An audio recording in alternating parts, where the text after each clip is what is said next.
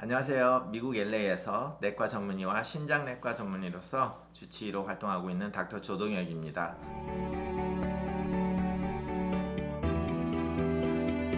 제가 이렇게 저를 소개하는 이유는 제 유튜브를 시청하시는 분의 91%가 한국에서 보고 계시고 나머지 다른 나라 이런 데서 보시다 보니까 댓글에 제가 한국에 있는 의사인 줄 알고 어디로 오면 저를 보겠냐 이렇게 댓글이 아직도 남기는 분이 있으셔서 계속 이렇게 제가 소개를 해드립니다. 오늘의 토픽은 왜 유튜브로 의학 상식을 보면 안 되는지에 대해서 말씀드리겠습니다. 제가 의학 지식에 대해서 이렇게 유튜브를 하면서 느끼는 건데, 저는 아무리 정확하게 말하려고 해도 제 말을 들으시고 자신의 상황이 아닌데도 불구하고 그걸 오해를 하셔서 댓글을 남기시는 분이 있거나 아니면 제가 말하는 거에 대해서 너무나 그쪽 병에 무서워서 공포 분위기가 일어나는 것 같아서 걱정을 많이 한 나머지 자신이 다니는 병원에 가서 이 병원을 어떻게 하냐고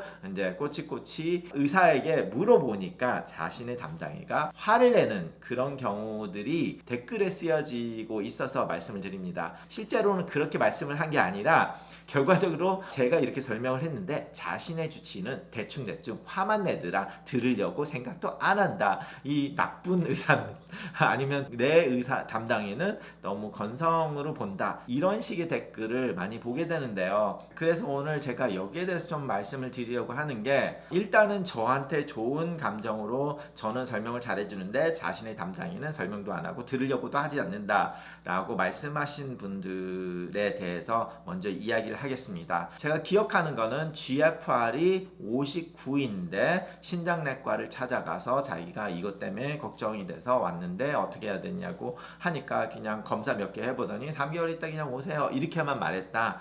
그래서 뭐 더 자세하게 안 봐준다라는 식으로 이렇게 서운해하신 분이 있는데요. 제가 GFR이 62하면 3기이기 때문에 콩팥병이 그래도 꽤 많이 진행된 상태일 수도 있다라고 말씀을 드렸지만, 그런 경우에는 뭐 당뇨병이 오래 있거나 해서 점점 콩팥이 나빠지는 그런 경우를 말하는 거고, 예를 들어서 자신이 어떤 일이 있어서 차 사고가 나서 출혈을 해가지고 콩팥이 조금 나빠졌는데, 아니면은 마라톤을 달려서 근육이 굉장히 많이 파괴되고 그 다음날 피검사를 했는데 GFR이 59로 떨어졌다면 그냥 피검사를 다음에 해보면 다시 정상으로 복귀되는 경우가 많습니다. 그렇기 때문에 그런 경우에는 우리가 굉장히 많은 검사를 할 필요가 없습니다. 일단 기본적인 검사를 하고 그 다음에 어떻게 되는지를 보면 돼요. 그런 상황에서 그 담당이가 굉장히 많은 것을 이런 문제가 있을 수 있습니다, 저런 문제가 있을 수 있습니다, 이렇게 설명을 구구절절 할 필요는 없습니다. 진료 시간에 특히 59 정도 됐을 때 특별한 이유가 무슨 소염제를 먹어서 그랬구나, 그럼 다음부터 소염제 좀 드시지 마세요, 이렇게 말하고 넘어가도 될 수는 있어요. 한 번에 그런 경우라면. 당뇨가 오랫동안 있어서 당뇨 때문에 합병증이 계속 생기는 그 찰나라면 이게 더 나빠질 거라는 추측이 가기 때문에 환자한테 굉장히 중요하게 설명을 해야 되는 반면에, 그렇지 않은 경우는 잠시 이렇게 떨어졌다 올라가는 경우들이 많기 때문에 쓸데없는 보조품이나 쓸데없이 항생제를 먹거나 쓸데없이 소염제를 먹지는 말라라는 것만 말씀해주고 끊어도 별 문제가 없다라는 말씀을 드립니다. 그런데 이렇게 유튜브에서 제가 최악의 경우, 아니면 당뇨 때문에 막 당뇨 10년을 가지고 있었는데 GFR이 90에서 120까지 올라갔다가 다시 90이 되고 80이 되고 70이 되고 60이 되고, 그런 경우에 55라면 그 55는 어떤 일로 그냥 한번 55 갔다가 80 된 사람과는 완전히 다른 스토리가 펼쳐지는 거죠. 그렇기 때문에 똑같은 숫자라고 할지언정 우리 의사들이 그거를 얼마나 환자한테 세게 말해야 되는지, 얼마나 심각하게 말해야 되는지가 다 다르다는 것. 유튜브에서 제가 최악의 경우 아니면 안 좋은 병의 합병증을 설명하게 되면 자신이 그 병이 있지 않은데도 불구하고 그거에 걱정을 하셔서 전문의를 찾거나 하면 전문의는 쓸데없는 인터넷을 봐가지고 그렇게 하지 마세요, 이렇게 말을 할 수밖에 없습니다. 저라도 그렇게 말을 할 거기 때문에 너무 많이 의료 유튜브를 보는 것도 꼭 좋지만은 않아요. 제 환자도 어떤 병이 돼가지고 막 유튜브를 찾다 보면 너무 막 극적으로 가시고 자신에게 맞지 않는 상황을 설명한 거를 가지고 막 걱정을 하시는 경우를 너무 많이 보기 때문에 저도 그런 말을 합니다. 제가 유튜브를 이렇게 많이 하고 있는데도 불구하고. 왜냐, 저는 일반인들이, 병이 없는 사람이 내가 어떤 병을 뭐 피부경화증, 지난번에 이야기한 그런 피부경화증을 설명할 때 피부경화증이 없는 사람이 자기 피부경화증이 생길까봐 걱정을 하라고 이런 유튜브를 하는 게 아닙니다. 피부경화증이라는 거는 저는 그래도 꽤 보지만 일반 내과 선생님들은 잘 보지 않는 거다 보니 약간 희귀병이라고 불릴 수도 있는 상황에서 그런 것이 놓쳤을 때 피부경화증이 있으신 분들이 좀 안타까운 일들이 일어나니까 그런 분들을 위해서 설명을 하는 거일 뿐입니다. 그래서 그거를 좀 잘 생각하시고, 그리고 이제 GFR이란 거 60 이하는 3기가 맞지만 그 상황에 따라서 저도 많은 환자들한테 걱정하지 마세요, 좀 쓸데없는 것만 먹지 마시고요, 막 남용하지 마세요, 이렇게 하고 그냥 끝내시는 분이 많아요.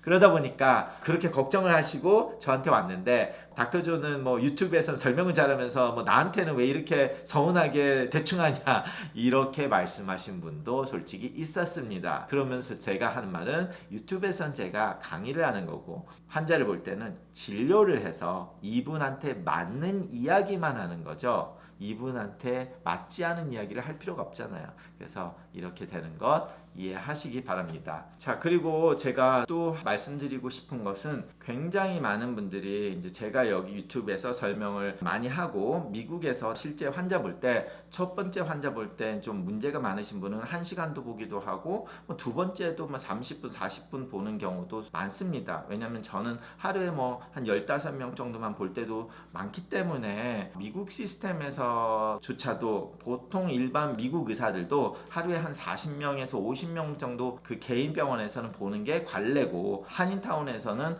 보통 120명까지 보시는 분이 있습니다. 그런데 저는 그렇게 안 하고 15명 정도 보고, 좀 바쁠 때는 더 보지만 예전에는 많이 보기는 했지만 한인타운 오기 전에, 지금은 전반적인 걸 하려고 하다 보니 그렇게 해서 그 사례를 말씀드리면 다른 의사들이 그렇게 안 한다고 욕을 하시거나 실망을 하셔서 댓글을 다시는 분이 있습니다. 그러면 제가 예전에도 말씀을 드렸지만, 특히 첫 번째, 한국에서는 절대로 저처럼 할 수가 없습니다. 한국의 진료에 대한 수가가 너무 작기 때문에 하루에 15명, 20명 이렇게 보는 병원이라면 6개월 있다가는 그 병원이 없어지겠죠. 파산으로 그 병원은 망했을 테니까 안 되는 거고, 아무래도 의료비의 차이가 있으니까 거기에 대해서 의사들이 어느 정도 시간을 쓸 수 있는 여건이 되니까 미국에서는 그렇게 하는 거고, 그리고 또 미국에서도 저처럼 하는 의사들은 별로 없죠. 왜냐하면 일반적으로 미국 의사들도 하루에 40명, 50명 보시는 분은 개업의로서는 스탠다드입니다. 예전에는 저도 하루에 80명도 보고 그렇게 했었는데, 그거는 아닌 것 같아서 제가 10년 전에 한인타운을 오면서 완전히 다른 컨셉으로 가야 되겠다 해서 바꾼 거고, 다른 의사들이 10분만 활용을 한다고 해도 그 10분이 보통 일반적으로 스탠다드입니다, 미국에서. 그렇기 때문에 10분 안에 해줄 수 있는 것이 몇 개가 있으니까 거기에 대해서 간단하게 설명을 드리고 말을 하는 거지, 주구절절 이렇게 강의를 할 수는 없죠. 저도 3, 40분 얘기를 했는데 그것보다 더 긴 강의를 원하시는 환자분들도 솔직히 있었습니다. 그래서 그렇게 되면 저도 강의는 못해요, 이건 진료지, 이렇게 말씀을 드린 분들도 있는데, 그런 오해가 있는 것도 좀 이해를 하시고 넘어가셨으면 좋겠고요. 제가 이렇게 설명을 유튜브에서 한다고 해서 자신의 담당인을 가서 왜 당신은 이렇게 안 합니까? 그러면 그거는 환자분이 잘못 생각하시는 거고, 이 유튜브는 그냥 강의일 뿐이고 진료에는 다르게 할 수밖에 없다 라는 거. 그리고 현실적으로 한국 의사들이 지금 의료 수가에 맞춰서 진료를 볼 수밖에 없기 때문에, 왜냐면 의사도 월급을 받아야 되고 렌트비도 내야 되고 세금도 내야 되고 간호사 월급도 줘야 되다 보니까 그 수가가 거기에 맞춰져서 시간이 측정이 될 수밖에 없는 상황입니다. 미국도 그렇고 한국도 그렇고. 그러다 보니까 미국에서는 조금 더 시간을 할애하고 한국에서는 더 짧게 하고, 그 짧은 시간에 굉장히 중요한 거 다 얘기를 하고 해야 되기 때문에 의사들이 굉장히 차갑게 보이게 될 수밖에 없어요. 그분들이 여러분들에게 관심이 없어서 막 하는 것보다 현실적으로 어쩔 수가 없기 때문에 주어진 시간에 의학적으로 도와드릴 수 있는 것을 최대한으로 하려고 하는 거니까 그렇게 이해를 하시고, 그러다 보니 식사와 생활습관 교정은 환자가 알아서 해야 된다고 생각을 할 수밖에 없죠. 그 여건에서는 자세하게 설명을 하려면 10분 정도 이상을 써야 되기 때문에 그걸 쓸 수가 없잖아요. 그러다 보니까 그냥 살 빼고 운동하고 소식하세요 이렇게만 말할 수밖에 없죠. 한국에서는. 저나 다른 의사 선생님들이 유튜브에서는 그 말을 더 많이 하는 이유가, 유튜브에서는 시간이 있으니까 설명과 강의를 할 수 있는 거고, 환자를 볼 때는 그 시간이 없어서 그 설명이 잘 못 되고 있다는 거 이해하시기 바랍니다. 자, 오늘은 의학 상식을 유튜브를 통해서 듣다 보면 가지는 오해, 그리고 현실적인 진료와 강의의 차이점, 그리고 강의에서 말한 토픽이 꼭 자신한테 맞지 않는 거일 가능성이 꽤 높으니까 자신의 건강을 책임지는 담당의와 자신의 병의 진료는 꼭 하시라는 것을 다시 한번 말씀드리겠습니다. 감사합니다.